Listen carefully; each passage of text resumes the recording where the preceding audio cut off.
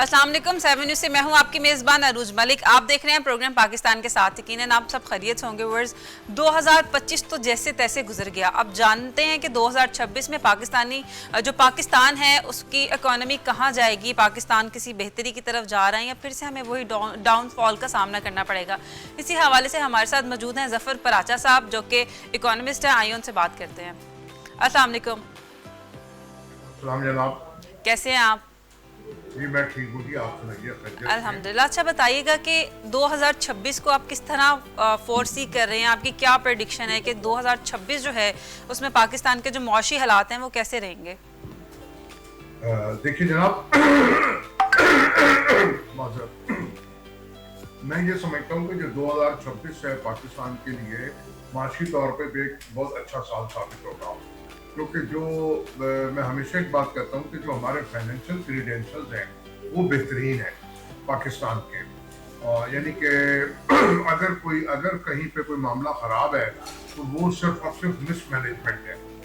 अगर हम अपने रेमिटेंसेस देखें तो वो हमारे 39 बिलियन डॉलर्स के हैं। एक्सपोर्ट भी मुनासिब है, गो कि उनकी कारकर्दगी ओवरऑल इतनी अच्छी नहीं है लेकिन फिर भी ठीक है। और हमारा जो इस दफ़ा करंट अकाउंट डेफिसिट है वो भी बेहतर हो गया है, बल्कि कई महीनों में सरप्लस रहा है। पाकिस्तान दुनिया की 5वीं बड़ी मार्केट है और कंज्यूमर मार्केट है। नौजवान 60% से ज़्यादा है, ज़राई मुल्क है, मादनियात से माला माल है। और जो पॉलिटिकल अनस्टेबिलिटी थी वो इंस्टेबिलिटी हमारे आर्मी चीफ ने जो पिछले 3-4 साल में काम किया और केयर टेकर गवर्नमेंट और मौजूदा गवर्नमेंट उन्हीं को लेके उन्हीं पॉलिसीज को आगे चल रही है, तो मुकम्मल हम आहंगी है। फिर ख़ास तौर पे जो हमने इंडिया के साथ जंग हुई और जो उसके अंदर हमने अपनी कारकर्दगी दिखाई है दिफाई, उसको भी दुनिया ने सराहा है। यानी कि हमारा इज्जत वक़ार और हमारी जो रेटिंग है हर चीज़ में बेहतर हुई है पहले से। तो मेरा कहना यह है कि जो 2026 है वो पाकिस्तान के लिए बेहतरीन साल है।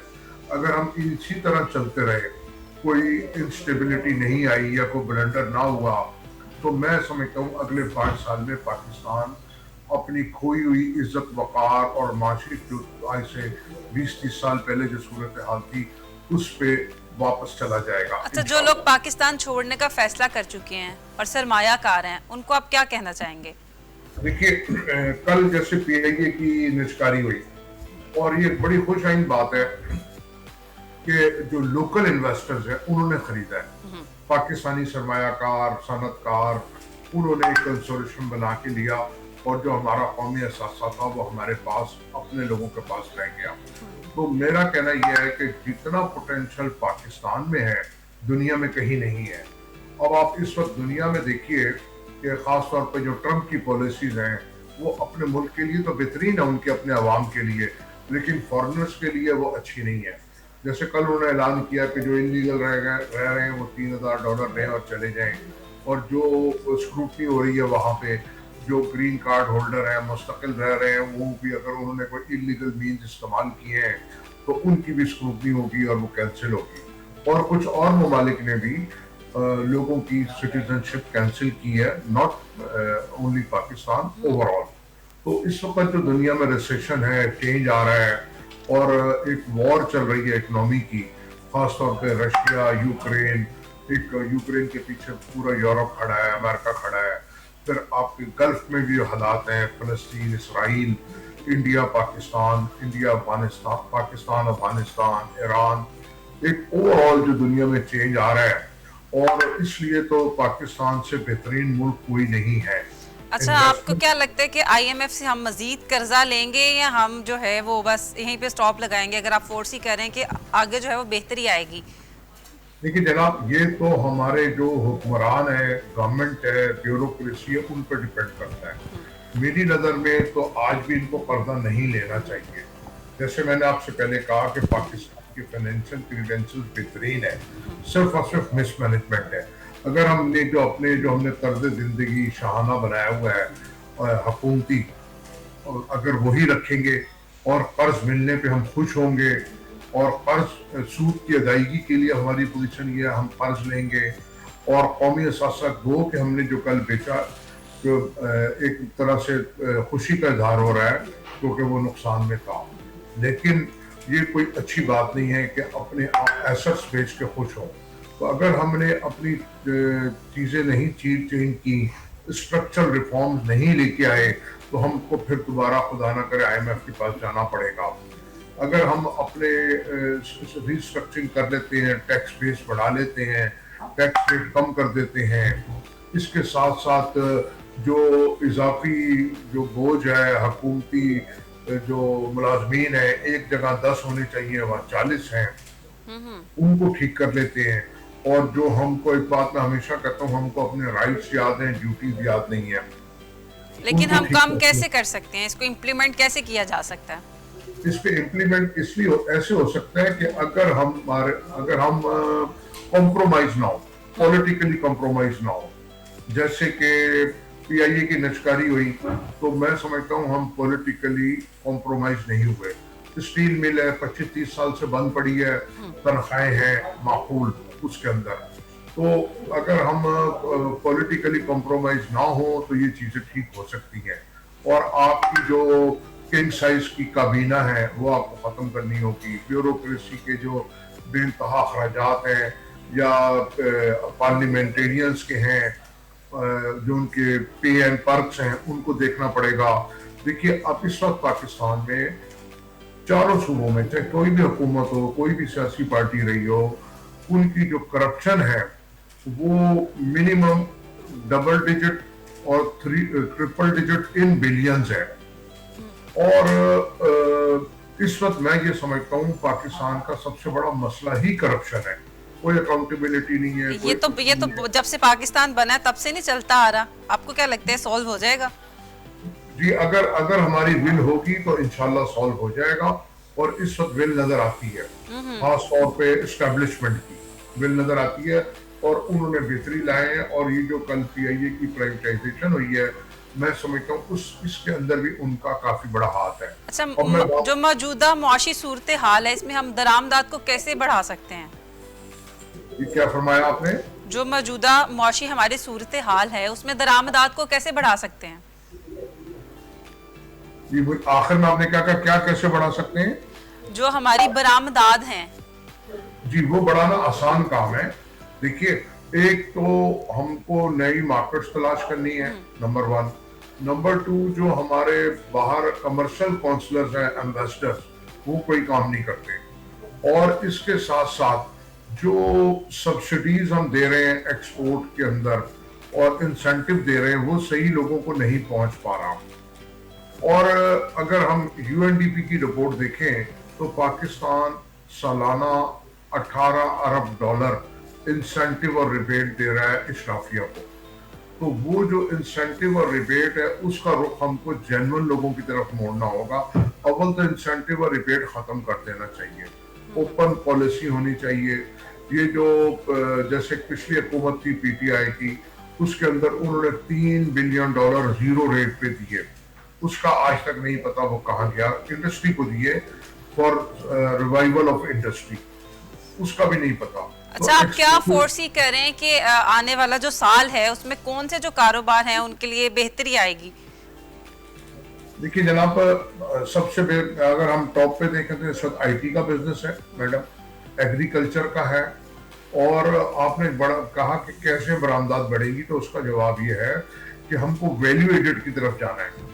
ہمیں سمپل چاول ایکسپورٹ نہیں کرنا، سمپل کاٹن ایکسپورٹ نہیں کرنی، سمپل ہم کو گرے کلاتھ ایکسپورٹ نہیں کرنا، ہم کو سمپل فروٹ ایکسپورٹ نہیں کرنا، اس کو ویلیو ایڈڈ کر کے کرنا ہے. اور جب ہم اس کو ویلیو ایڈڈ کرتے ہیں تو وہ کہیں سے کہیں اس کی پرائس چلی جاتی ہے. اب جیسے منرلز ہیں، ہم پورا کنٹینر سے کہ اگر بیچتے ہیں $10,000 کا، اور اس کا جب وہ ایک کمپوننٹ بن کے آتا ہے یا ایک پارٹ بن کے آتا ہے وہ پتہ لگتا ہے کہ $1,000 کا ہے. تو ہم کو ٹیکنالوجی کی طرف جانا ہے، ویلیو ایڈیشن کی طرف جانا ہے، اور جو اپنی نوجوان نسل ہے اس کو آئی ٹی کی طرف زیادہ لے کے جانا ہے. کیونکہ اگر ہم اپنے پڑوسی ملک میں دیکھیں تو ان کی $150 ارب کی ایکسپورٹ ہے صرف آئی ٹی کی. اور ہم ابھی تک پچھلے بدقسمتی سے پچھلے 30-40 سال میں $25-28 بلین پہ کھڑے ہوئے ہیں. 30 से 35% इंसेंटिव और रिबेट देने के बावजूद। तो जो हमारा एक्सपोर्टर है वो रिवायती है, और वो क्या करता है, जो हमारा इंडस्ट्रियलिस्ट है वो जो कमाता है पैसे, वो उसकी दुबई में प्रॉपर्टी ले लेगा या यूके में या अमेरिका में। वो अपने आप को अपग्रेड नहीं करते, अप टू डेट नहीं करते।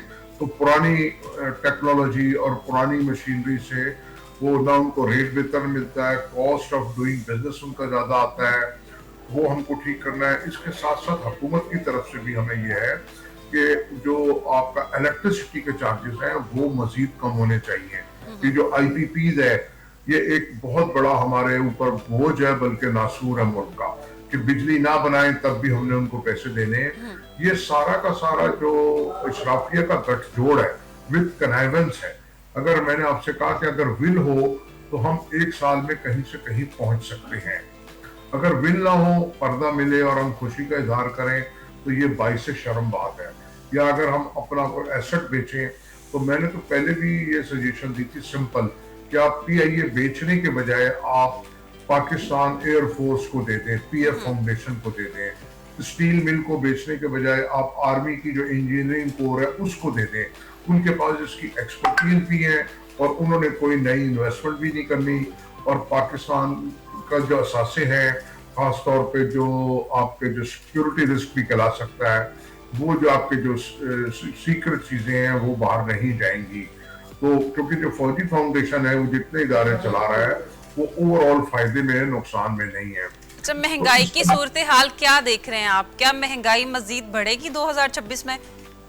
जी, मुझे महंगाई बढ़ती भी नजर आती है, क्योंकि जो भी हमारे फाइनेंशियल क्रेडेंशियल जिनके हम दावे करते हैं एक्सपर्ट लोग, इससे आम आदमी को कोई गर्ज नहीं है।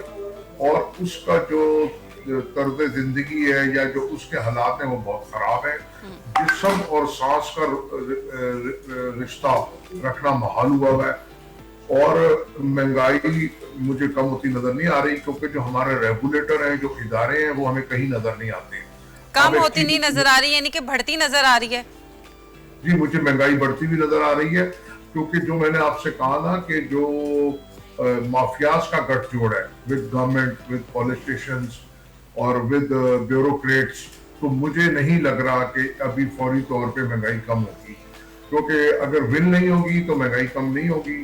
अब आप देखिए ना कि जो गवर्नमेंट के कंट्रोल्स हैं जहां जहां, वहीं पे ही ज्यादा गड़बड़ है।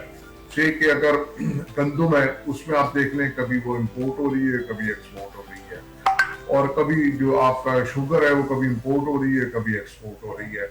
और ये सब सब्सिडी है। अगर आप इसमें से सब्सिडी निकाल दें, गवर्नमेंट सपोर्ट निकाल दें, तो इसमें आपको एक भी पॉलिटिशियन नजर नहीं आएगा शुगर मिल के अंदर। यूं नजर आ रहा है कि उसमें बहुत बड़ा एक गवर्नमेंट की तरफ से उनको सब्सिडी मिलती है। अगर मैं बात कहूंगा, जैसे कि एक आपके यहाँ घी कारपोरेशन होता था किसी जमाने में, राइस कारपोरेशन होता था, जब गवर्नमेंट ने उसकी रेगुलेशन खत्म की, फ्री की मार्केट, तो वो अब मार्केट में अवेलेबल है, ओपन कंपटीशन है।